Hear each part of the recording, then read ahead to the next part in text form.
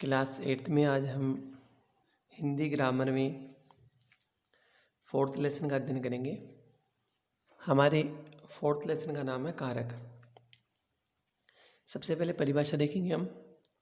संज्ञा या सर्वनाम के जिस रूप से वाक्य में प्रयुक्त अन्य शब्दों के साथ उनका संबंध ज्ञात होता है उसे कारक कहते हैं। यानी संज्ञा और सर्वनाम के जिस रूपों के साथ वाक्य में प्रयुक्त अन्य शब्दों के साथ उसका संबंध का पता लगेगा उसे हम किस नाम से जानेंगे? कारक के नाम से। प्रत्येक वाक्य में क्रिया अवश्य होती है। वाक्य में प्रयुक्त संज्ञा या सर्वनाम शब्दों का उस वाक्य की क्रिया से जो संबंध पाया जाता है उसे कारक कहते हैं। राम ने रावण को मारा। और सेकंड है हमारा मोहन कुर्सी पर बैठा है।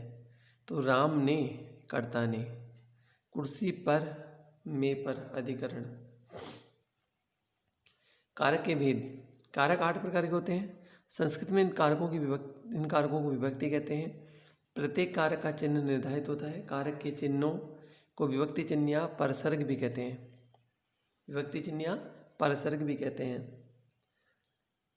कारक, चिन्ह एवं विभक्ति संस्कृत की तालिका दे रखी है यहाँ पर हमारे पास में। कारक है, चिन्ह और विभक्ति है। देखिए, कर्ता कारक हो गया, इसमें ने चिन्ह और प्रथमा विभक्ति है। कर्म में कर्म कारक हो गया, को चिन्ह हो गया और द्वितीय विभक्ति है। तीसरा है हमारा करण कारक, चिन्ह से के द्वारा विभक्ति तृतीया। चौथे नंबर पर है संप्रदान, के लिए को चतुर्थी विभक्ति हो गई। 5वें नंबर पर अपादान, से अलग होने के लिए। अब देखो यहाँ तृतीया में था से के द्वारा, यानी कोई कार्य किया जा रहा है, लेकिन यहाँ अलग होने के अर्थ में प्रयोग होगा पंचमी में। संस्कृत में इसे पंचमी विभक्ति के नाम से जानते हैं। छठे नंबर पर है संबंध, इसमें वर्ण आते हैं का, की, के, रा, री, रे, षष्ठी विभक्ति का प्रयोग होता है। 7वां है हमारे पास में अधिकरण, इसमें आता है में, पे, पर, इसमें सप्तमी विभक्ति का प्रयोग होगा। फिर 8वां है हमारे पास में संबोधन, हे, रे, अरे, ओ, ये संबोधन है। हमारे पास यहाँ एक चित्र भी बना हुआ है, एक पेड़ का वृक्ष चित्र बना हुआ है, यहाँ दे रखा है संबोधन। कर्ता, कर्म, करण, संप्रदान, अपादान, संबंध, अधिकरण, संबोधन। देखिए, सबसे पहले हम कर्ता कारक का अध्ययन करते हैं। संज्ञा या सर्वनाम के जिस रूप से क्रिया के करने का बोध होता है उसे कर्ता कहते हैं।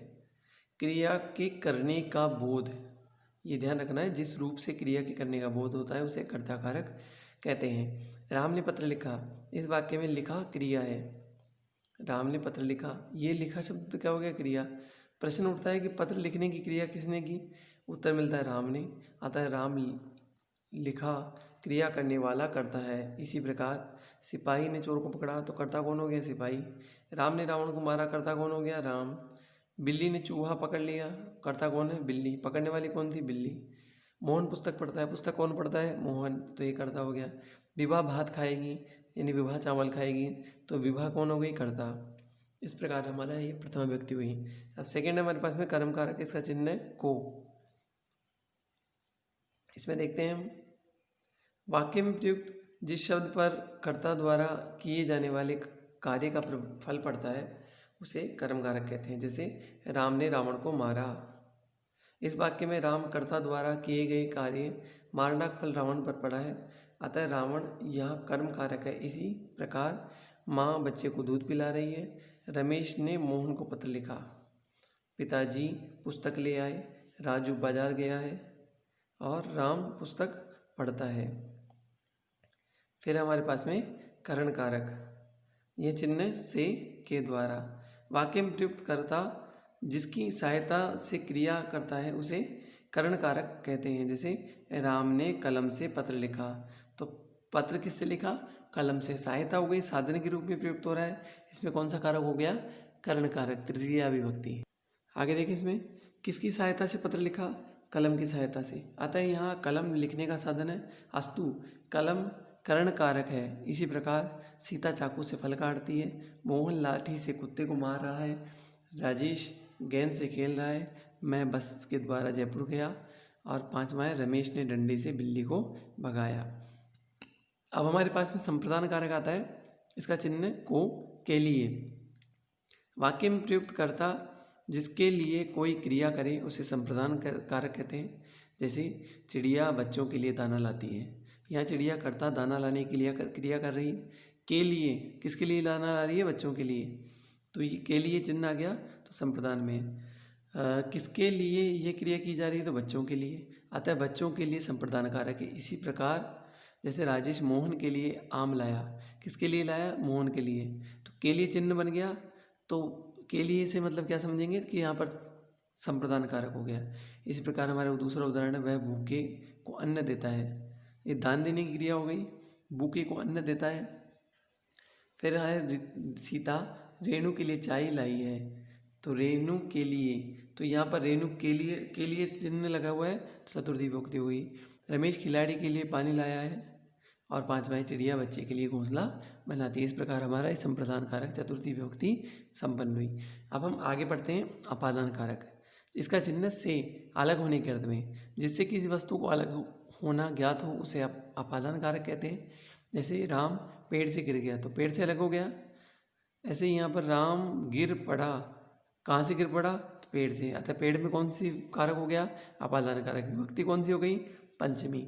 उदाहरण हमारे पास में, पेड़ से पत्ते गिर रहे हैं, किससे गिर रहे हैं? पेड़ से। राजू बस से कूद पड़ा, किससे कूद पड़ा? बस से।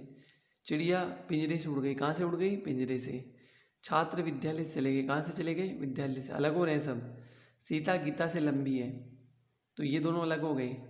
आगे देखें हम षष्ठी विभक्ति संबंध कारक। चिन्ह का, की, के, रा, री, रे संज्ञा या सर्वनाम के उस रूप को जिससे उसके किसी वस्तु के साथ संबंध का बोध होता है उसे संबंध कारक कहते हैं। जैसे संज्ञा या सर्वनाम के उस रूप को जिससे उसके किसी वस्तु के साथ संबंध का बोध होता है उसे संबंध कारक कहते हैं। जैसे राम का भाई आ रहा है, तो किसका भाई आ रहा है? राम का। तो ये संबंध बता रहा है यहाँ पर। यहाँ आने वाले व्यक्ति का संबंध राम से प्रकट होता है, यह संबंध कारक है। इसी प्रकार यह तुम्हारा घर है, घर किसका है? तुम्हारा, तो ये संबंध हो गया घर का और तुम्हारा। ये फल तुम्हारे हैं, फल किसके? तुम्हारे हैं, तो संबंध हो गया फल में और तुम में। मोहन की बहन आ रही है, किसकी बहन आ रही है? मोहन की। यह पुस्तक मोहन की है, किसकी पुस्तक है? मोहन की। जयपुर के बाजारों में भीड़ रहती है, कहाँ के बाजारों में रहती है? जयपुर के। तो संबंध प्रकट हो रहा है।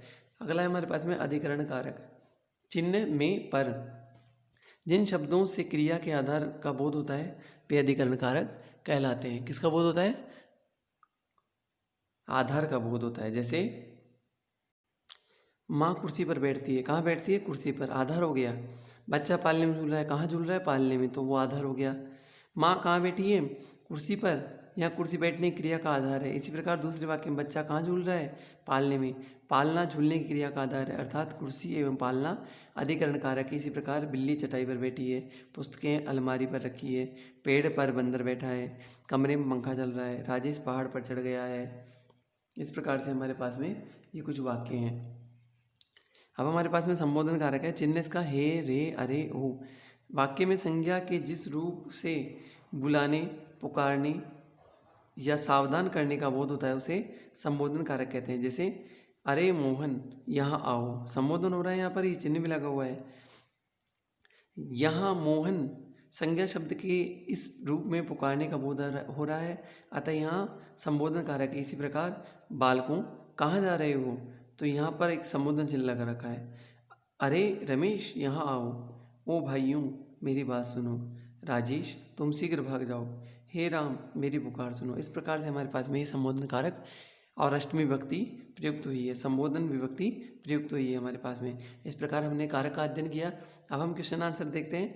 पहला है हमारे पास में, राजू ने लाठी से सांप को मारा। इस वाक्य में लाठी से कौन सा कारक हो गया?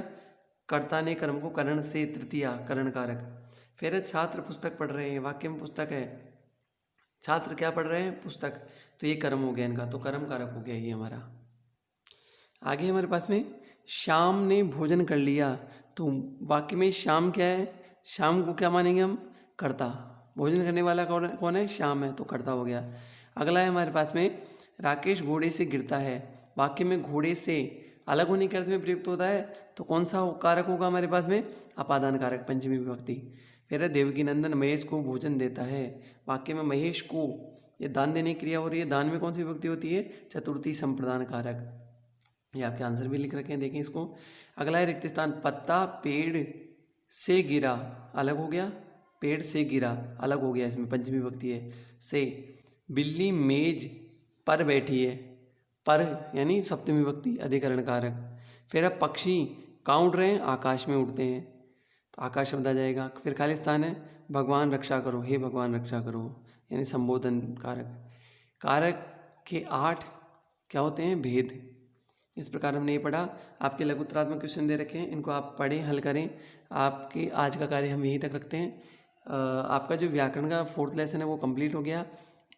कारक आपके शुद्धि अशुद्धि के अंदर हर जगह काम आएंगे, तो आपको ये कारक ढंग से समझना है, इनको याद करना है, और ये जो आपका गृह कार्य है उसको कंप्लीट करके जांच करवाना है।